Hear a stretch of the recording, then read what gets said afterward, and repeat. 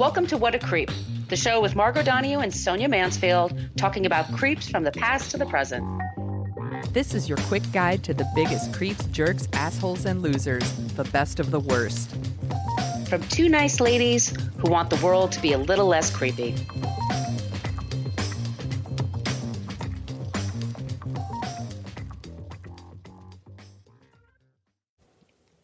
Welcome back to What a Creep. This is Margot Donahue, and my cohort and creepitude, as always, is the amazing Sonia Mansfield. Hey, Sonia.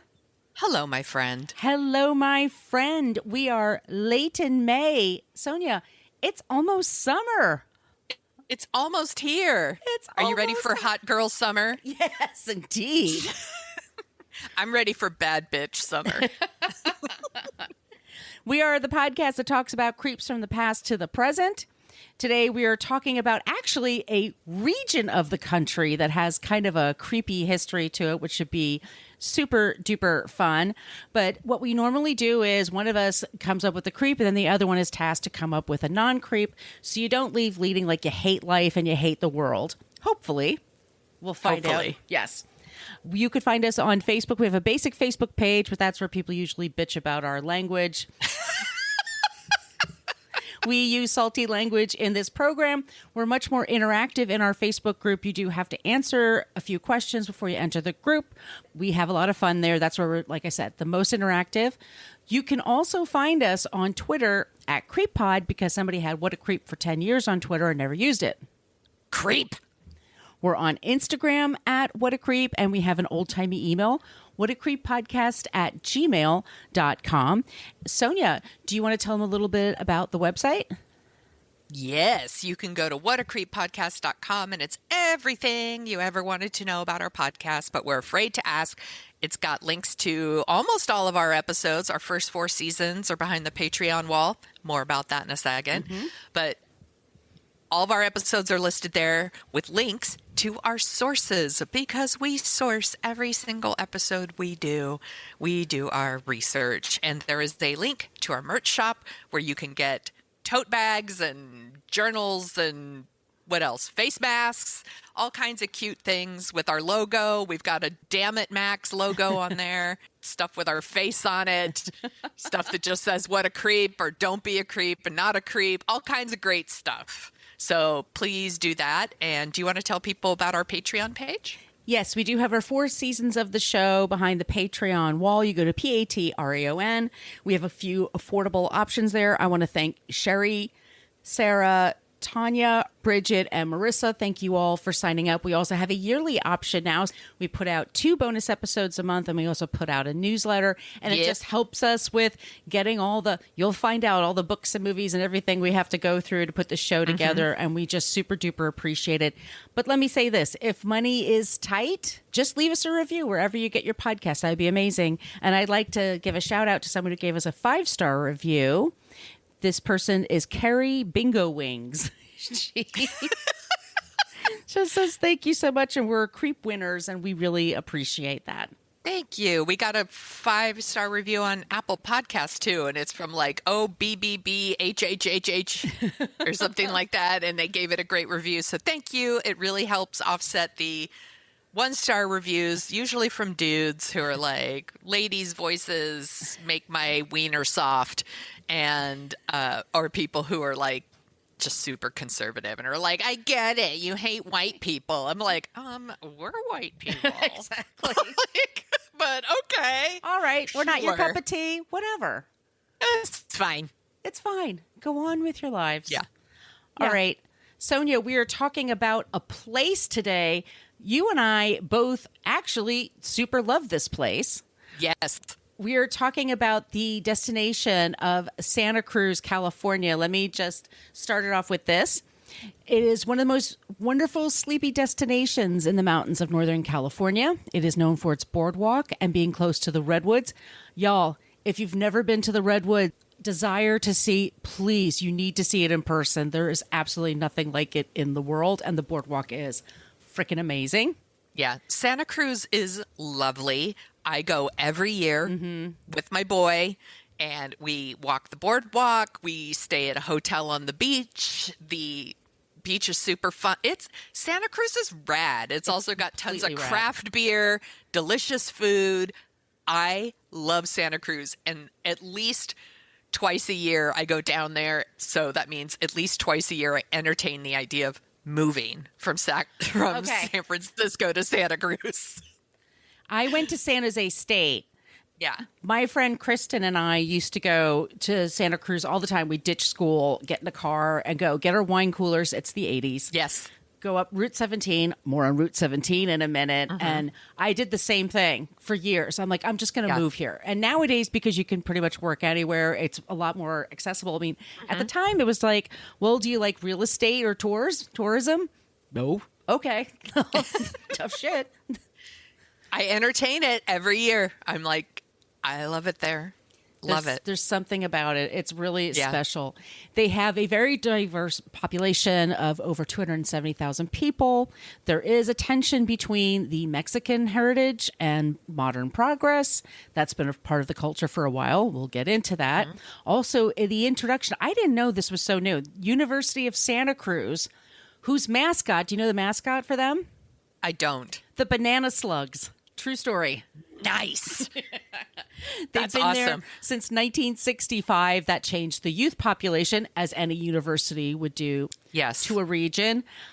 Anyway, it changed it from like this. It used to be a sleepy summer town, and then it was kind of conservative. And then all of a sudden, hippies came in once again. Yes. It's the mid 60s. By the early 1970s, it was for a time known as the murder capital of the world. With several mass killers and serial rapists who preyed on the population with victims as young as 4, right up to the elderly. Yes. We're going to talk about the history of the region, the most famous crimes and creepiness of the 20th century. It's not all murder, but there is some in there. We still say visit if you get a chance. I don't want anybody from the tourism board at Santa Cruz to get mad at us. Yes. No, we love you, Santa Cruz. Trigger warnings for this episode: murder, for sure, sexual assault, and I'm just saying basic creepiness. And quickly going through our sources, and like she says, it's linked in our show notes. Santa Cruz Wikipedia, Herbert Mullin Wikipedia, John Linley Fraser Wikipedia, and Edmund Kemper Wikipedia. Also, Mindhunter by Netflix, Salon.com's Ronald Reagan Shameful Legacy. Santa Cruz Waves, which is a local publication. The Murder Capital of the World by Emerson Murray. If you really want to know what happens there, I will talk about the killings in a second. He interviewed everybody. Wow. Haunted Santa Cruz by Marianne Porter. Serial Killers of Santa Cruz by Aubrey Graves. There's the show Real Time, was Herbert Mullin, Born to Kill. And Edmund Kemper. We know him from the Netflix Mindhunter series. Big Ed, they called him, 6'9". He used to read audiobooks. That was his thing. You could find a clip of him reading Flowers in the Attic. Oh my God, the Flowers in the Attic. We need to do an episode just about V.C. Andrew books. We will definitely. That's going to be on there. And lastly, San Jose Mercury News. Yes. Whew, we love our newspapers. Yes. Santa Cruz is both a city and it's a county. It's located 73 miles from San Francisco. That just blows my mind. I would think it was a lot more. It's super close. It's super close. It's in the Redwood Mountains and it's along the California Central Coast. This is what's kind of amazing about it. You have the beach and you have the woods. It's kind of surfing. They have everything there. 1987, there was the movie The Lost Boys, and it was set in the fictional location of Santa Carla, the murder capital of the world, but that was actually a stand-in for Santa Cruz. Let's begin with Santa Cruz. We'll start here, 1790. This is when Spanish ships found the Monterey Bay with peaceful inhabitants and plenty of hunting and fishing to keep the Franciscans, who talked in Spanish, happy. They were also all Catholic and Christian. They came to this place and decided to call it Santa Cruz, which stands for Holy Cross. And they strongly encouraged the indigenous people to convert to Catholicism and to work for them. And these were really nice people that were there. They didn't get a lot of pushback. You want to go hunting and fishing with us? Cool. They created a mission, and the people were now known as neophytes or new to Christianity. The clergy that was there told them to forget your old ways. Eventually, what happens? We've talked about the Catholic Church going into parts of North America, U.S. and Canada, taking over, yes, telling people, I am your God now, basically. I'm your God now. Told them to forget their old ways and speak Spanish solely. These were the Olón people, and they soon noticed that as soon as the clergy came in and they started converting, that the weather started changing and that caused this fog to take over the area. I forgot to mention, Santa Cruz is foggy as fuck. It is true. You go there to hang out on the beach. My friend and I would go, and we'd get there like 9 a.m. We're like, we're going to get a great spot. Sun doesn't come out till way afternoon. And then you got a few hours. Yeah, and then the fog rolls in at like 4 o'clock. Yeah, exactly. And then in the wintertime, it's just fog. It's ridiculous. That's why I love it. I know. I love the fog. The neophytes were forced to help the Franciscans build a new place. Oh, also, that's also caused, there were some flooding issues going on. So the Franciscans said, hey, we need to move to a higher location and force these people to create a new location. And it was called Mission Hill. In 1793, these new missions were being attacked by the Olón tribe. So not everybody converted, and the ones that didn't were watching them from the distance. Also, what was happening to the neophytes is they were getting all kinds of illnesses now from the Spanish, and the birth rates were dropping. Women who were infertile were made by the Franciscan priests to carry a wooden baby doll as their punishment.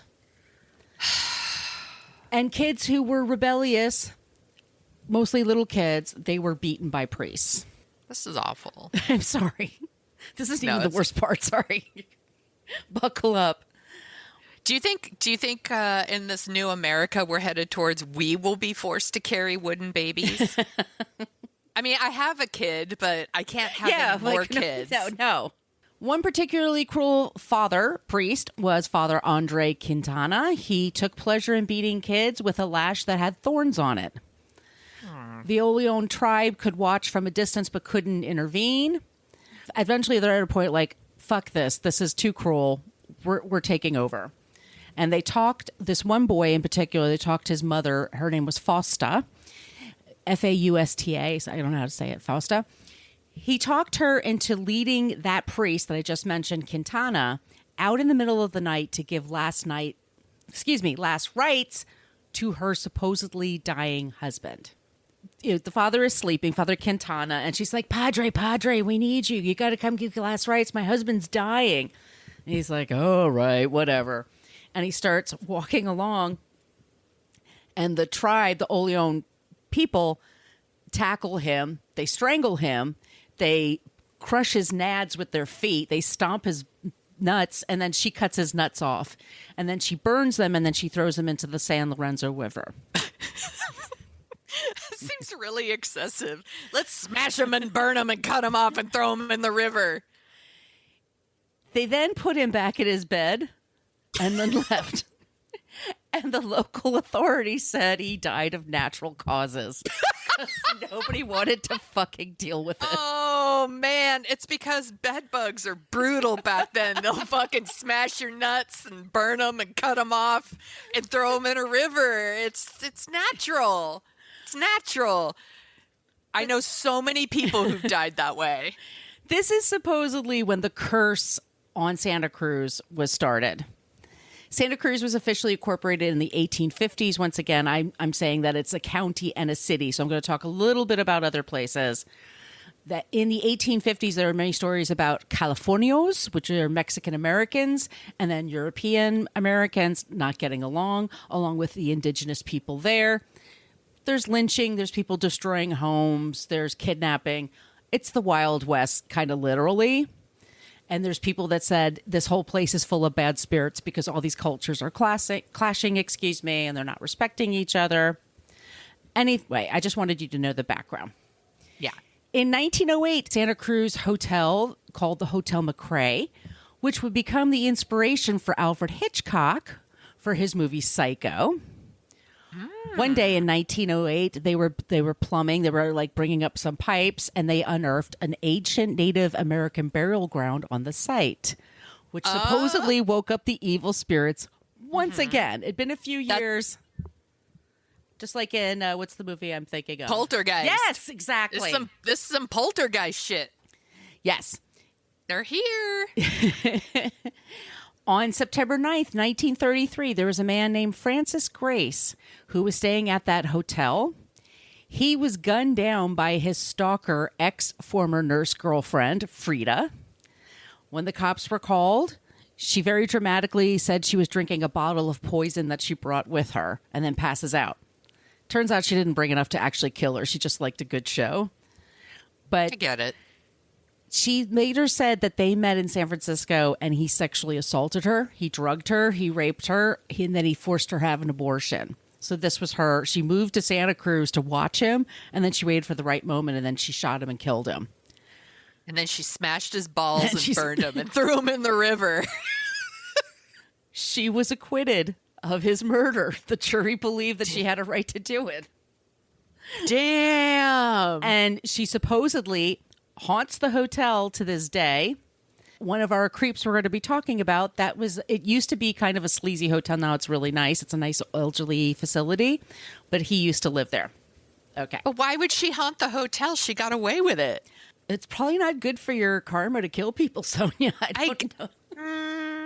I guess. Look, I I'm not guess. I think she's fine. Also in the 1930s, Route 17 was built. This is the route that goes from San Francisco, goes all the way down to San Jose. I don't know how you feel when you drive Route 17. Route 17 is a very windy road. Yes. It makes me want to puke, actually. People are terrified. I forgot to mention this. I had a client that was based in Watsonville, which is a town that's nearby. And the one thing, when I was 18, 19, 20 years old, high as a kite, I would be driving up that mountain. I didn't think twice about it. Me as an adult now, whenever I have to go out there, I'm like white knuckling it. It's because when you're young, you think you'll live forever. You do. When you're older, you hear all the stories. There are so many car crashes on this thing. It's a super, very, very creepy place. In 1946, a 4-year-old Jerry Garcia from the Grateful Dead, he was on vacation in Santa Cruz with his family, and he was helping his older brother chop wood, which is what all 4-year-olds should be doing. Totally normal. What could go wrong? Welp, Jerry's middle right finger wound up being cut off by his brother, and they were out in the middle of Santa Cruz, and his father had to put it on ice and drive the kid to the nearest hospital. So they went down Route 17. Like that it took a long time. So Jerry lost middle part of his finger, and he claims, first of all, he said he used to love it because he could scare the other kids with it. He would just use it. Like he used it as as a weapon. It was his thing to be cool. But he said it actually made his guitar playing better. I heard that middle finger still haunts the hotels of Santa Cruz. The priest's balls and the middle finger. The middle finger will cut off your balls and smash them and burn them and throw them in the river. Going back to Hitchcock, Sonia. Yes. Creep. He's a creep. We did an episode about him. He used to have a house up in the mountains. That was his summer place. That was his vacation spot. On August 18, 1961, I don't know if you've heard about this, the town of Capitola was visited by thousands of birds. Real birds, Sonia. I never have heard this. Okay, so this is 2 years before the movie The Birds come out. He is working on something called The Birds. Okay? We mentioned the fog before. It was a very foggy night. 2 or 3 o'clock in the morning, thousands of birds got sick, got disoriented because they ate some weird fish. They were flying over. They became disoriented and started crashing into homes, crashing into buildings, crashing into cars, and crashing on the ground. Like just birds just dropping from the sky. And throwing up the fish that they ate that got them sick in the first place. So it was disgusting. That is really fucking gross. This is a real thing that happened. I have a link in the show notes. It's bananas. And they were called sooty shearwaters. I was guessing that these birds heard about an open casting call and that they were coming. They're like, I'm going to be a star. I've got my headshot. Poor birds. Poor birdies. Oh. 1965, UCSC opens. This is the University of Santa Cruz, as I said, and that completely changes because all of a sudden they have to have home, housing and all this other crap. There's LSD. It's the 60s. 1967, Ronald Reagan becomes governor of California. Whee! Yeah. Good times and nothing ever bad happened again. Nothing under his watch. Everything was great. He had a problem with empathy and said this and was told this by people said this who knew him very well and liked him, but he wasn't exactly someone that was into mental health, understanding of mental health, didn't really seem to care about it at all, even though in the 80s his accountant lost both of his sons. They both had mental illness. One killed himself and one killed somebody else. Oh, my God. In the 1960s, he saw all of these hospitals that were going for people who were criminally insane or people who had mental illness and needed to be treated. And he's like, well, how much does that shit cost? And started cutting the state funding. Yes. And so what starts happening is there used to be a place you could take people if they had a psychotic breakdown. And let me say this, because mental health runs in my family, people with mental health issues. They're not all killers. Of course not. But they're people that need help. They're people that are ill and they need help. Yes. And they need a place to go where they can be safe, for themselves. Yes. Much less the population around them. And Reagan's like, fuck that. We're going to start cutting that shit right now. That sounds expensive. Forget it. We don't have money for that. This is happening in the 60s when he's the governor. Okay? Yeah. What's also happening? Drugs, LSD, marijuana. There's all kinds of things that are happening in the culture. People are getting a little freaky deaky. Yeah. Now we're going to get into the 1970s. Let's take a quick break and then we'll go into our 70s creeps. This one's sad. Yeah, okay. I'm ready. John Linley Frazier. He's our first killer. He was born 1946. He was from California. He was married. He had a kid. And he had some kind of a mental breakdown. And started saying that he was very angry about people using their wealth and how it's hurting the Earth's resources, which is something we all kind of, oh God, it's like Santa Cruz sent a curse to my house. Can you hear that? I can hear it. Holy shit. I love this. It's storming. It's atmospheric. John Linley Frazier is, like I said, he's starting to stalk different places around Capitola and Santa Cruz, people who have big homes, people who are making big homes. This is before McMansions, by the way. It was a whole different culture. And his first victim that he was following is a man named Dr. Victor Ota, OHTA. He was of Japanese American descent. His own father had to give up all his possessions when they were put in the internment places. Mm-hmm. He gets out. He needs to make money to support his family. He joins the army. He becomes a physician. He loses all his money again. He gets his money. He marries a woman who's from the Czech Republic, Czechoslovakia, and they have 4 kids. And they're living in the Chicago area. They sell everything to move to Santa Cruz because he just heard about this place, Santa Cruz, in 1960. And he's an eye doctor. And there's a lot of retired people, and retired people have eye problems. He makes a shitload of money. He is the American success story, like people talk about. He's living in a shack in SoCal. And he's observing Dr. Odo. And Dr. Odo has this huge house. He has a Rolls Royce. He has all the things that are status symbols and say success. He and his wife build a home for themselves with a Japanese influence. He doesn't take one tree away, but he does build a road to get to his house. It's worth $200,000 in 1970. It's millions. It's now. millions now. Millions. Yeah. This guy thinks that he's raping the earth and he's causing all this damage. So he decides one day he goes to the house, and Dr. Oto's there with his wife and two of his sons, who are 12 and 11, and then his secretary just happened to be there, who dropped off one of the sons from school. A few hours later, the police go up to his house because they notice it's on fire. The house is on fire. And when the police go to the house and they look in the pool, the whole family and this woman are in the pool.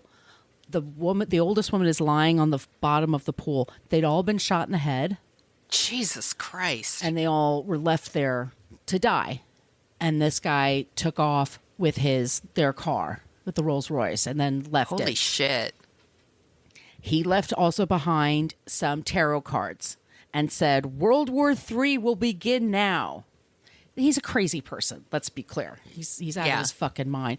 But their two daughters were out at school, and so they weren't there when this happened. But his parents lived nearby. Like their whole families lived there. Jesus, it's horrifying. Yeah. The one police chief, his name is Peter Chen, said he was completely horrified. He showed up at the scene because one of the boys looked just like his son. They were the same age, and oh my God, that's so awful. And it's awful to think also because this is a small town. How many police officers do you hire? What kind of skills do they have? What kind of crimes do you have? How do you make this They probably happen? don't see stuff like this. No, it's completely horrifying. It's completely beyond the pale. Yes. So they arrest him pretty quickly. Frazier shows up in court and he's just mouthing off and he thinks he's going to be a star like Charles Manson the year before. And he decides his big move is when he goes to trial is he's going to shave half of his head. So one half is long hair and the other half is bald. He also shaves his eyebrows on that side. It's a fucking terrifying sight. He gets convicted.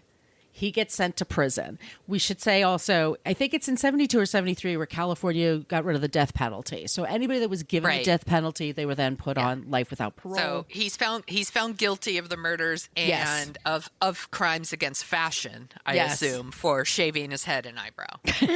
We don't allow that here in California. No. It's not cool. He is arrested. He eventually dies by suicide in 2009.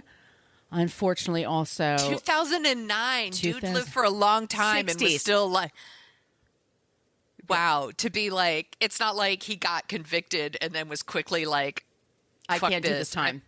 I'm out of here. He served time for like a really long time and then was like, that's enough. Yeah. All right. Also sad to say, so they had the two daughters. One was 18, one was 15. The 18-year-old was already married, but then she got divorced. The whole thing upset everybody. The doctor's mother committed suicide. She was in her 80s. She died by suicide. And the daughter, Tara, she died 7 years after the crime. Her sister, Lark, is still alive. Oh, my God. But it cast the shadow over the whole family. Yeah. And that's Jesus. So that's 1970, October of 1970.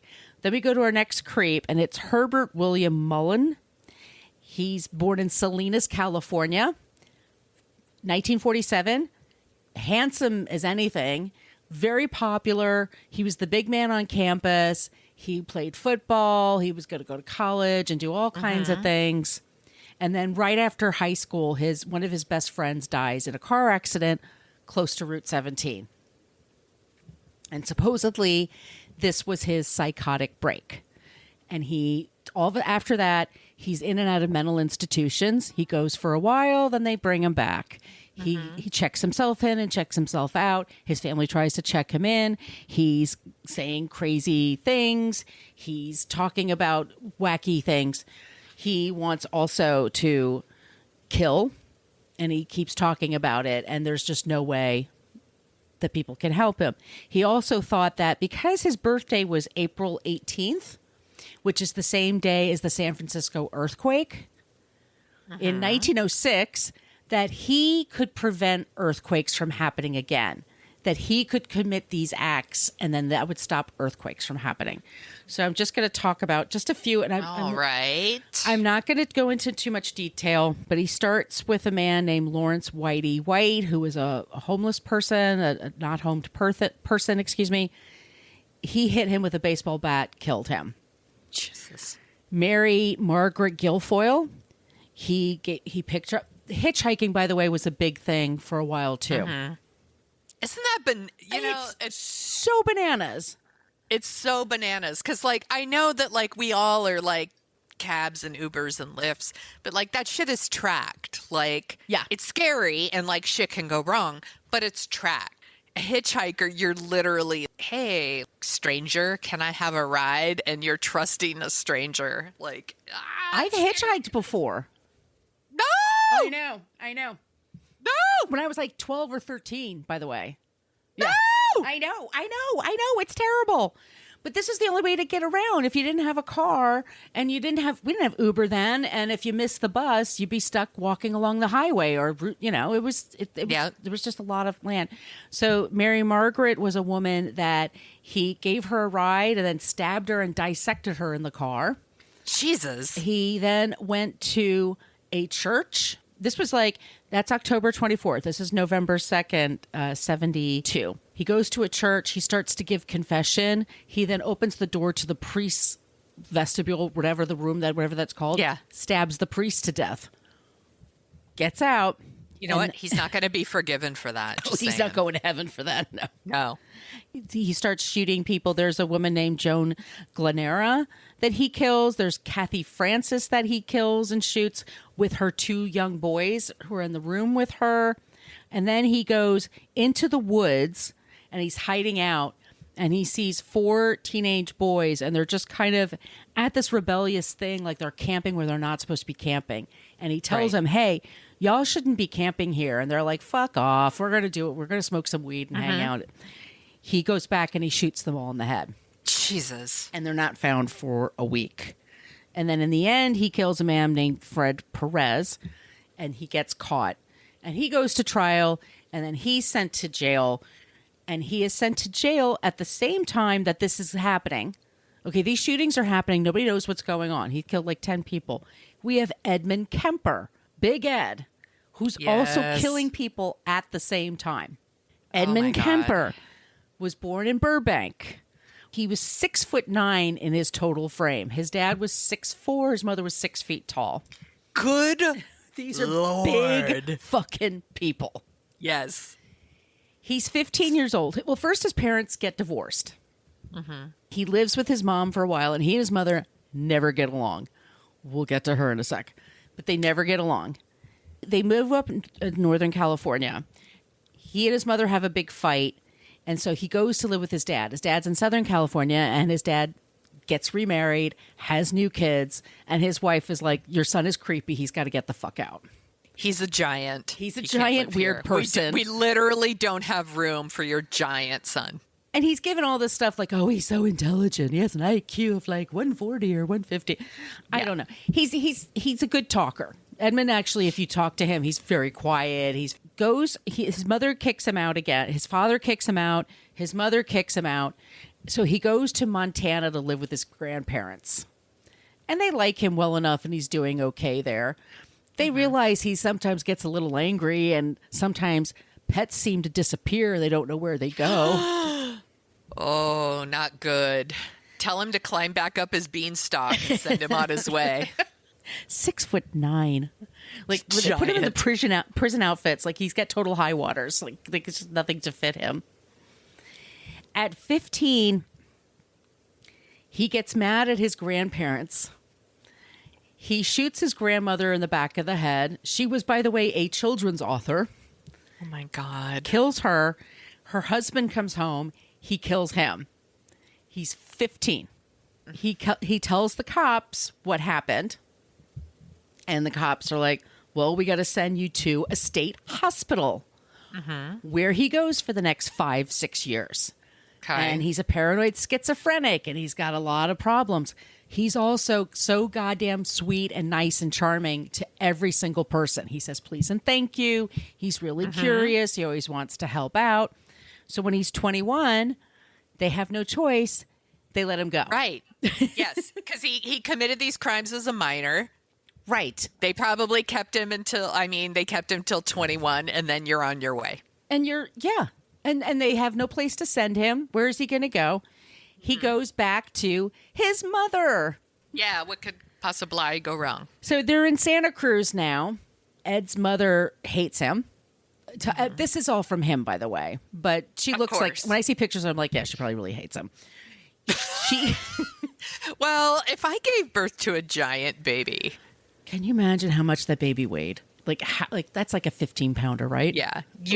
Like his birthday is like over the period of like 3 days or something. It probably took him forever for her to give birth. It's like his birthday's the 12th, the 11th, and the 13th. Like he's a giant baby who probably destroyed her vagina. Yeah. That's why she doesn't like him. Actually, that's probably not true, anybody. I'm just being sassy. This is how we cope. Also, he's a giant. He's a fucking giant. Edmund and his mother are in this house together. He's not going to school. He thinks he's going to be a cop, but they say, you're too big. You can't fit in any cars that we have. They should have made him a cop. I think so too. But I'm like, he'd be, he murders people, so maybe not. Yeah. But he talks up, he gets a string of like different jobs, but he talks up cops at the bar whenever he has a chance. Yeah. And he learns as much from them about killers and killing and getting away with things. He and his mother are fighting. He moves out sometimes. He moves back in. One day he's just had enough and he kills his mother because it's not one thing. It's your mother. It's your mother. Decapitates her. Calls a friend of hers, asks her to come over. She comes over to hang out. He kills that woman. So there was another thing that was happening at this time is that there was a series of killings that were going on, and they were called the co-ed murders because co-education was a thing. Ugh. It was, I think it's Oberlin College was the first college that had, boys and girls learning together. What's the big deal? All those girls are going to distract those boys from getting an education when they're just there to meet a man. I'm just going to get a degree in the big D. I just want to get my MS degree, my Mrs. degree. That was the name for women who were in college, co-eds. Yes. And there's this sort of this, so it just like makes women sound childish and kittenish, and it's like sexy co-eds, and there's lots of porns about co-eds and shit like that. Totally. And here's this guy, and he's feeling like killing, and he's feeling himself, and he starts with picking up women who are hitchhiking, and then starts talking to them, and then he gets more and more gutsy. He's, by the way, terrified of women, terrified of sex, blames it on being in jail for 5 years and never going through a dating period. I'm like, well, you murdered your grandparents. What were they supposed to do? Are they supposed to have a prom for you now? I mean, I didn't date in high school. I hardly ever murder people. He drives all over the place. He drives to Berkeley and picks up teenagers there, or picks up young people. He picks up two girls, Marianne Pesk and Anita Lucchesa.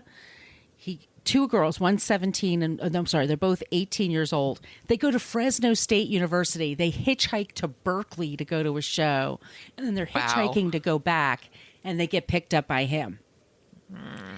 He shoots them. He kills them. Another victim is Aiko Ku, 15 years old. Oh, man. There's Rosalind Thorpe, Allison Liu. There's 6 women that he's killed, and you could look up the gross details. The gory details. Yes. But eventually he stops and he kills his mother. By the way, her name is Clarnell Kemper. And he gets put in jail. And he's put in jail in the same place that Herbert Mullin is. So Herbert Mullin and Edmund Kemper are roommates, like next to each other, or neighbors in jail. and they're super jealous of one another. And they get into fights. They get into fights over what to watch on TV. They get into fights of what music to listen to. And Edmund Kemper's big thing is that he's like, oh, I threw peanuts at Herbie. He calls him Herbie. They just have this like bullshit thing going on. Edmund Kemper is, they're both still in prison. Yeah. A lot of people never heard of him. I hadn't really known much about him. Like I said, I'm going to Santa Cruz and getting high with my friends and having a great time. Then the show Netflix comes out, Mindhunter. And this is when such a good show. Such a great show. Yeah. And he becomes this main character. They find out from him, what was his motivations, and he loves to talk. He doesn't anymore. He did for years. But he was a good talker. He was always getting favors from the prison because he didn't give anybody a problem. He's just this big guy, whatever. And he starts doing audiobooks, like just to... audiobooks, they're a huge business now. Like movie stars will narrate an audiobook, right? But back then, that's just something for blind people. Like it wasn't... Yeah. You're telling me that a serial killer does audiobooks. He did. And then people found out about it and were like, that's fucked up. We're not, like, we don't have license plates anymore for you to make. Like, is there something else we could do for this guy? No. I would be horrified if I was listening to the Calm app and then found out that the people doing the Calm app were serial killers. Like, that's upsetting. Yeah. He's 6'9". He's old. He's in jail. They're both, the last two men are still in jail. Mm-hmm. Never really apologize. Look, they're very sick people too. They're not. This is not a crime of passion by any means. I mean, they're doing stuff because they were really sick in the head. Yeah, that is our creepy history basically right now. So that is Santa Cruz. It was the murder capital of the world. When they made the movie The Lost Boys, a lot of people kind of saw that. They were like, so what was the inspiration for that? And here's the inspiration. And you could, like I said, you could find out the really gruesome details of that other stuff. But altogether, that is our creepy history of Santa Cruz, California. Good job. If you want to hear us talk about The Lost Boys, we did an episode on that for Dorking Out. Our Dorking Out podcast. Yes, we did. Yes. So go and listen to that. Good job, Margot. Thank you. Santa Cruz, we still love you. We still love you, but fucking A. You've got a creepy past. Do you want to hear about somebody who's not a creep? Yes, I do, please. Okay. Do you know who Susie Bright is? Is she a sex person? She is. So Susie Bright currently lives in Santa Cruz. She is a feminist, author, journalist, critic, editor, publisher, producer, performer, often involves politics and sexuality. She's one of the early writers and activists that people would now refer to as sex positive feminist. Before it was a thing, she lives in Santa Cruz now. She was born March 25th, 1958 in Arlington, Virginia. And she was always like this very politically minded person. At an early age, there's a story of her writing with crayon on paper, like crafting pamphlets about how much she didn't like Ronald Reagan running for governor at the time. So very appropriate. In high school, she wrote for an underground student newspaper called The Red Tide. And they covered everything from like how to avoid narcs to getting free birth control. Nice. She is one of the early staff members of Good Vibrations, which is a pioneering feminist vibrator store. It is a sex toy shop marketed to women, really geared for women. She worked and managed the stores from 81 to 86. She trained with the San Francisco Sex Information in 1981. She wrote Good Vibrations' first mail order catalog. It's the first sex toy catalog written from a woman's point of view. I think this is fascinating, by the way. By the way, I went to a Good Vibrations holiday party one year. I was like, when I worked for the newspaper, they invited me, and I was like, well, I gotta go check it out. Sure. And I just saw some things where I was like, oh, I'm such a, like, everyone's like, look at that fucking narc. What is that narc doing here? This fucking prude. Such a prude. I'm not a prude. Like, I don't care what other people do, but I'm like, hi, I'm a total square. Total square. Hi, everybody. Oh, you do you with your thing. With your Oh, Benoit fun. balls and all. That's so cute. I'm such a goober. Anyway. She founded the Good Vibrations Erotic Video Library. It's the first feminist curation of erotic films at the time. Nice. I by this woman. I was going to do a whole list of all these awesome people from Santa Cruz, and then I was like, no, this woman's fascinating. She co-founded and edited the first women-produced sex magazine called On Our Backs. She wrote a sex advice column called Susie Sexpert, and then all of these columns were collected, and she put them in her first book, which was called Susie Sexpert's Lesbian Sex World, which came out in 1990. She also wrote these other books called The Sexual State of the Union and Full Exposure. She was known as the Pauline Kael of porn. She wrote feminist reviews of erotic films for Penthouse Forum from 86 to 89. I think this is fascinating. I'm like, where's her fucking Netflix series? I would watch this shit. She was one of the first like mainstream journalists to write about the adult film industry in like trade magazines. She wrote a lot about like films and gay films, and a lot of her stuff is used in that documentary, The Celluloid Closet. Mm-hmm. Have you seen that? It's real good. She has co-written and starred in 2 plays. One's called Girls Gone Bad, and another one is called Knife, Paper, Scissors. She works as a screenwriter, a film consultant. She works sometimes for the Criterion Collection. Oh, yeah. Yeah.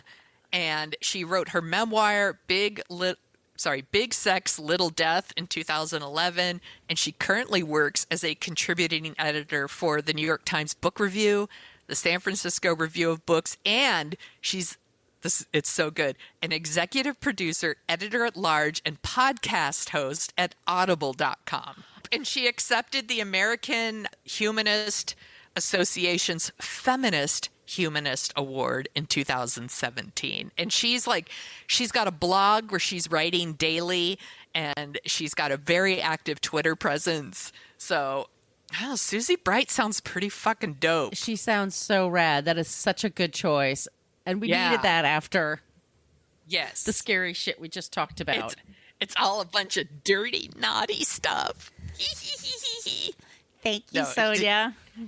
You're welcome. I love that her student paper was called The Red Tide. It's so fucking good. So that's our Not a Creep, Susie Bright.